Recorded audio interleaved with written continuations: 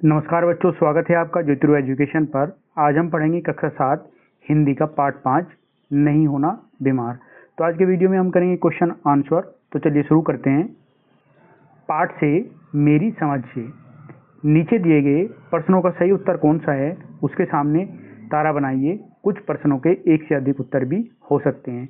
जैसे पहला प्रश्न दिया गया है कि बच्चे के विद्यालय न जाने का मुख्य कारण क्या था।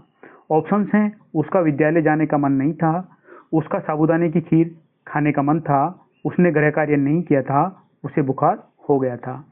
तो इसके जो करेक्ट ऑप्शन हो जाएंगे वो उसका विद्यालय जाने का मन नहीं था और उसने गृह कार्य नहीं किया था। फिर दूसरा क्वेश्चन है, कहानी के अंत में बच्चे ने कहा, इसके बाद स्कूल से छुट्टी मारने के लिए मैंने बीमारी का बहाना कभी नहीं बनाया। बच्चे ने यह निर्णय लिया क्योंकि ऑप्शंस हैं, घर में रहने के बजाय विद्यालय जाना अधिक रोचक है, बीमारी का बहाना बनाने से साबूदाने की खीर नहीं मिलती, झूठ बोलने से झूठ के खुलने का डर हमेशा बना रहता है और इस बहाने के कारण उसे दिन भर अकेले और भूखे रहना पड़ा। तो उसके 3 ऑप्शन करेक्ट हो जाएंगे। घर में रहने के बजाय विद्यालय जाना अधिक रोचक है, झूठ बोलने से झूठ के खुलने का डर हमेशा बना रहता है और इस बहाने के कारण उसे दिन भर अकेले और भूखे रहना पड़ा। फिर अगला क्वेश्चन है, लेटे लेटे पीठ दुखने लगी। इस बात से बच्चे के बारे में क्या पता चलता है। ऑप्शंस हैं, उसे बिस्तर पर लेटे रहने के कारण उब हो गई थी, उसे अपने बीमारी की कोई चिंता नहीं रह गई थी, वह बिस्तर पर आराम करने का आनंद ले रहा था, बीमारी के कारण उसकी पीठ में दर्द हो रहा था। तो इसका करेक्ट ऑप्शन हो जाएगा, उसे बिस्तर पर लेटे रहने के कारण उब हो गई थी। फिर अगला क्वेश्चन है, क्या ठाठ है बीमारी के भी। बच्चे के मन में यह बात आई क्योंकि ऑप्शंस हैं, बीमार व्यक्ति को बहुत आराम करने को मिलता है, बीमार व्यक्ति को अच्छे खाने का आनंद मिलता है, बीमार व्यक्ति को विद्यालय नहीं जाना पड़ता, बीमार व्यक्ति अस्पताल में शांति से लेटा रहता है। तो इसके करेक्ट ऑप्शन हो जाएंगे, बीमार व्यक्ति को बहुत आराम करने को मिलता है, बीमार व्यक्ति को अच्छे खाने का आनंद मिलता है और बीमार व्यक्ति अस्पताल में शांति से लेटा रहता है। फिर अगला क्वेश्चन है, हो सकता है कि आपके समूह के साथियों ने अलग अलग उत्तर चुने हो। अपने मित्रों के साथ चर्चा कीजिए कि आपने यही उत्तर क्यों चुने। उत्तर, मैंने ये उत्तर इसलिए चुने क्योंकि वे कहानी की घटनाओं पर आधारित है। कहानी में स्पष्ट रूप से बताया गया है कि बच्चा विद्यालय नहीं जाना चाहता था और उसने गृह कार्य भी नहीं किया था। बीमारी का बहाना बनाने के बाद उसे पूरे दिन भूखा और अकेला रहना पड़ा, जिससे उसे अपनी गलती का एहसास हुआ। इसी कारण अंत में उसने फिर कभी बीमारी का बहाना न बनाने का निर्णय लिया। मिलकर करें मिलान। पाठ में से चुनकर कुछ शब्द नीचे दिए गए हैं, अपने समूह में इन पर चर्चा कीजिए और इनके सही अर्थों से मिलाइए।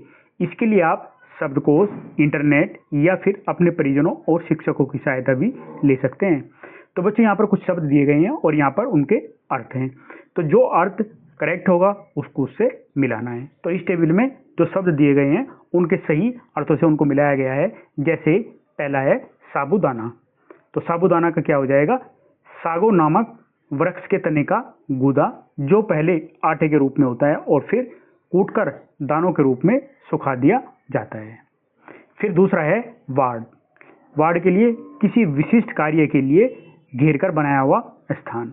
फिर तीसरा है नर्स, वह व्यक्ति जो रोगियों, घायलों या फिर वृद्ध आदि की देखभाल करे।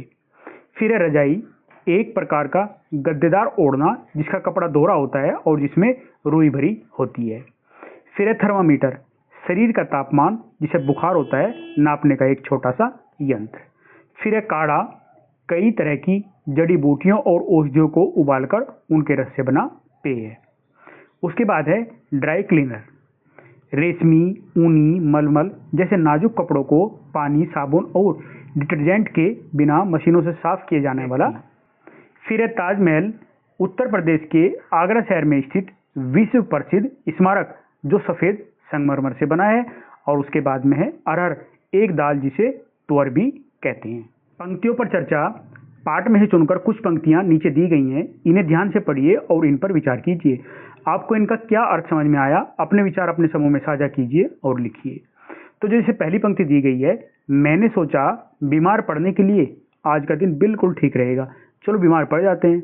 तो इसका अर्थ हो जाएगा, इस पंक्ति का अर्थ है कि बच्चे का स्कूल जाने का मन नहीं था क्योंकि उसने गृह कार्य नहीं किया था, इसलिए उसने जानबूझकर बीमार होने का बहाना बनाने का निश्चय किया। उसे लगा कि बीमार बनने से उसके स्कूल नहीं जाना पड़ेगा और आराम भी मिलेगा। यह पंक्ति बच्चे की शरारती सोच और बहाना बनाने की योजना को दर्शाती है। फिर दूसरी पंक्ति दी गई है, देखो उन्होंने एक बार भी आकर नहीं पूछा कि तू क्या खाएगा, पूछते तो मैं साबूदाने की खीर ही तो मांगता, कोई ताजमहल तो नहीं मांग लेता। लेकिन नहीं, भूखे रहो, इससे सारे विकार निकल जाएंगे। विकार निकल जाएं बस, चाहे इस चक्कर में तुम खुद शिकार हो जाओ। तो इस पंक्ति का अर्थ हो जाएगा, इस पंक्ति में बच्चा अपनी नाराजगी और भूख को व्यक्त कर रहा है। वह सोच रहा है कि नानी जी और नाना जी ने उससे खाने के बारे में नहीं पूछा। उसे साबूदाने की खीर खाने की इच्छा थी, पर उसे कुछ खाने को नहीं मिला, इसलिए वह मन ही मन शिकायत कर रहा है। कोई ताजमहल तो नहीं मांग लेता, कहकर वह मजाक के ढंग से बता रहा है कि उसकी मांग बहुत छोटी थी। इस पंक्ति से बच्चे की भूख, निराशा और मन की बेचैनी का पता चलता है। सोच विचार के लिए पाठ को एक बार फिर ध्यान से पढ़िए, पता लगाइए और लिखिए। जैसे पहला क्वेश्चन है, अस्पताल में बच्चे को कौन कौन सी चीजें अच्छी लगी और क्यों? तो इसका उत्तर आप लिखोगे, अस्पताल में बच्चे को साफ सुथरा वातावरण, बड़े बड़े कमरे, सफेद चादर वाले बिस्तर, बड़ी खिड़कियां और उनके बाहर दिखाई देने वाले हरे भरे पेड़ अच्छे लगे। वहाँ की शांति भी उसे बहुत अच्छी लगी क्योंकि वहाँ न ट्रैफिक का शोर था, न धूल और न ही मच्छर मक्खियाँ थी, इसलिए अस्पताल का वातावरण उसे बहुत सुखद लगा। फिर दूसरा क्वेश्चन है, कहानी के अंत में बच्चे को महसूस हुआ कि उसे स्कूल जाना चाहिए था। क्या आपको लगता है कि उसका निर्णय सही था तो क्यों? तो इसका उत्तर लिखोगे आप, हाँ मुझे लगता है कि उसका निर्णय सही था। बच्चे ने स्कूल न जाने के लिए बीमारी का झूठा बहाना बनाया था। इसके कारण उसे पूरे दिन अकेले रहना पड़ा, भूखा रहना पड़ा और वह बोर भी हो गया था। अंत में उसे अपनी गलती का एहसास हुआ, इसलिए उसने निश्चय किया कि आगे से वह बीमारी का बहाना नहीं बनाएगा और नियमित रूप से स्कूल जाएगा। अगला क्वेश्चन है, जब बच्चा बीमार पड़ने का बहाना बनाकर बिस्तर पर लेटा रहा तो उसके मन में कौन कौन से भाव आ रहे थे? तो इसका उत्तर हो जाएगा, बच्चे के मन में अलग अलग भाव आ रहे थे। शुरू में वह खुश था कि उसे स्कूल नहीं जाना पड़ेगा। बाद में उसे भूख लगने लगी और साबूदाने की खीर खाने की इच्छा होने लगी। अकेले रहने से उसे ऊब, बेचैनी और निराशा महसूस हुई। मानो को आम खाते देखकर उसे ईर्ष्या भी हुई। अंत में उसे पछतावा हुआ कि उसने बीमारी का बहाना क्यों बनाया। फिर अगला क्वेश्चन है, कहानी में बच्चे ने सोचा था कि ठाठ से साफ सुथरे बिस्तर पर लेटे रहे और साबूदानों की खीर खाते रहो। आपको क्या लगता है कि असल में बीमार हो जाने और इस बच्चे की सोच में कौन सी समानताएं और अंतर होते हैं? तो बच्चों यहाँ पर समानताएं लिखनी है और अंतर लिखना है। तो समानताएं हो जाएंगी, जैसे बीमार व्यक्ति को आराम करना पड़ता है, बीमार होने पर हल्का भोजन दिया जाता है, और तीसरा है परिवार के लोग उसकी देखभाल करते हैं। और अंतर आप लिखोगे, बच्चे को लगता था कि बीमार होना मजेदार है, जबकि वास्तव में बीमारी कष्टदायक होती है। दूसरा, बीमार व्यक्ति को दर्द, कमजोरी और परेशानी होती है।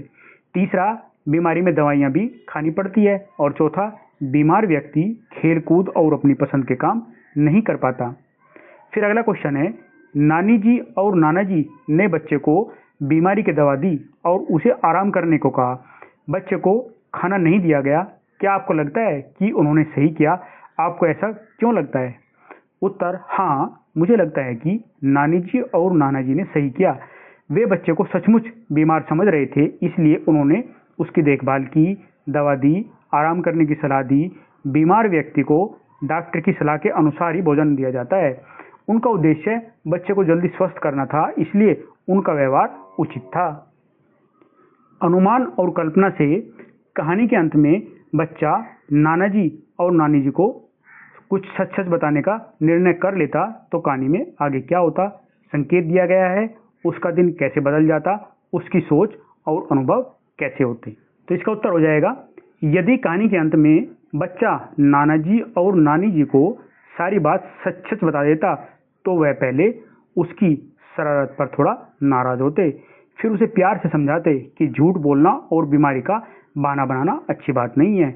बच्चा अपनी गलती मानकर उनसे माफ़ी मांगता। इसके बाद वे उसे खाना खिलाते और उसे समय पर गृह कार्य करने तथा नियमित रूप से स्कूल जाने की सीख देते।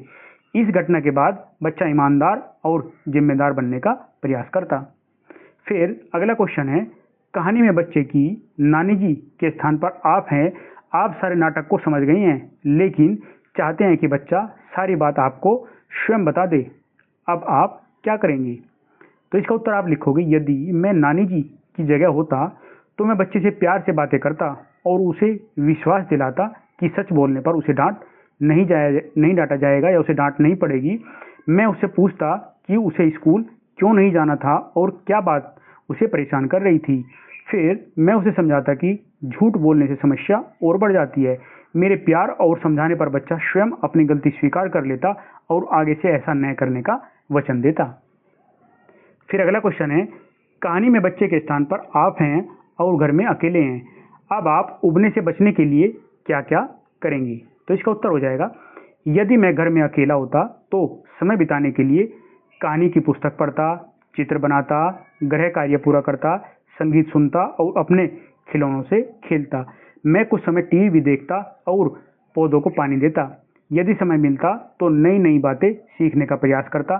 इस प्रकार मैं बिना उबे अपना समय अच्छे कार्यों में बिताता। फिर अगला क्वेश्चन है, कहानी के अंत में बच्चे को लगा कि उसे स्कूल जाना चाहिए था। कल्पना कीजिए, अगर वह स्कूल जाता तो उसका दिन कैसा होता।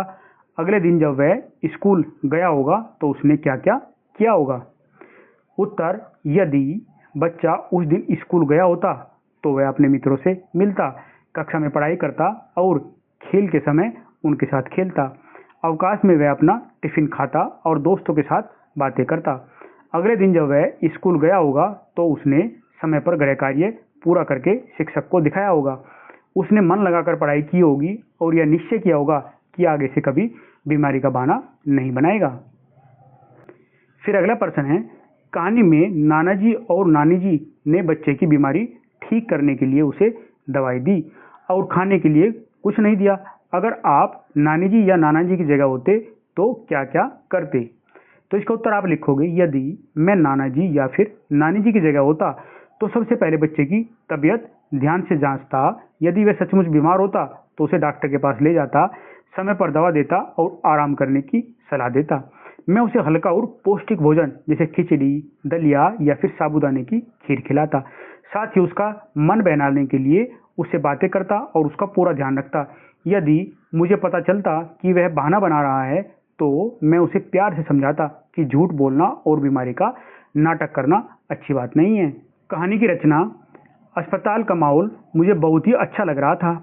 बड़ी बड़ी खिड़कियों के पास हरे भरे पेड़ झूम रहे थे। न ट्रैफिक का शोरगुल, न धूल, न मच्छर मक्खी, सिर्फ लोगों के धीरे धीरे बातचीत करने की धीमी धीमी गुनगुन, बाकी एकदम शांति। इन पंक्तियों पर ध्यान दीजिए। इन पंक्तियों में ऐसा लग रहा है मानो हमारी आंखों के सामने अस्पताल का चित्र सा बन गया हो। लेखन में इसे चित्रात्मक भाषा कहते हैं। अनेक लेखक अपनी रचना को रोचक और सरस बनाने के लिए उपयुक्त स्थानों पर अनेक वस्तुओं, कार्यों, स्थानों आदि का विस्तार से वर्णन करते हैं। लेखक ने इस कहानी को सरस और रोचक बनाने के लिए और भी अनेक तरीकों का उपयोग किया है। उदाहरण के लिए उन्होंने कहानी में बच्चे द्वारा कल्पना करने का भी प्रयोग किया है। जब बच्चा अकेले लेटे लेटे घर और बाहर के लोगों के बारे में सोच रहा है। इस कहानी में ऐसी कई विशेषताएं छिपी हुई हैं। तो यहाँ पर पहला क्वेश्चन है कि इस पाठ को एक बार फिर से पढ़िए और अपने समूह में मिलकर इस पाठ की अन्य विशेषताओं की सूची बनाइए। अपने समूह की सूची को कक्षा में सबके साथ में साझा कीजिए। और दूसरा क्वेश्चन आपको दिया गया है जिसका आंसर आपको देना है, कहानी में से निम्नलिखित के लिए उदाहरण खोजकर लिखिए। जैसे यहाँ पर क्या दिए गए हैं, विशेष बिंदु दिए गए हैं और कहानी में से हमें उनका उदाहरण खोजकर लिखना है। जैसे विशेष बिंदु है कि बच्चे द्वारा पिछली बातों को याद किया जाना, तो कहानी में इसका उदाहरण यहाँ पे लिखना है। ऐसे ही हास्य यानी हंसी मजाक का उपयोग किया जाना, तो यहाँ इसका उदाहरण भी हमें कहानी में से खोज कर ही लिखना है। तो सबसे पहले हम पहले क्वेश्चन का आंसर देते हैं। प्रमुख विशेषताएं इस प्रकार हो जाएंगी। सबसे पहले, कहानी सरल और रोचक भाषा में लिखी गई है। दूसरा, कहानी में बच्चे के मन के विचारों को सुंदर ढंग से प्रस्तुत किया गया है। तीसरा, हास्य और मनोरंजन का प्रयोग किया गया है। और फिर कहानी में संवादों का प्रयोग किया गया है। लेखक ने वातावरण का सजीव चित्रण किया है। कहानी में हमें झूठ न बोलने की सीख देती है। कहानी में कल्पना और वास्तविकता का अच्छा मेल दिखाई देता है और कहानी बच्चों के दैनिक जीवन से जुड़ी हुई है। तो ये कहानी की विशेषताएं हो जाएंगी। तो पहले प्रश्न का जो आंसर्स हैं ये हो जाएंगी। फिर हमें दूसरा जो प्रश्न है उसके आंसर देने हैं। उसके आंसर कुछ इस तरीके से हो जाएंगे, जैसे यहाँ पर विशेष बिंदु दिया गया है। सबसे पहला विशेष बिंदु है बच्चे द्वारा पिछली बातों को याद किया जाना। तो ये विशेष बिंदु है। तो इसका उदाहरण जो हमने कहानी से ढूंढ कर लिखा है वो है, बच्चे को याद आया कि जब सुधाकर काका बीमार पड़े थे तब उन्हें साबूदाने की खीर खाने को मिली थी। फिर दूसरा विशेष बिंदु है हास्य यानी हंसी मजाक का उपयोग किया जाना। तो इसका कहानी में से उदाहरण हो जाएगा, बच्चा सोचता है पूछते तो मैं साबूदाने की खीर ही तो मांगता, कोई ताजमहल तो नहीं मांग लेता।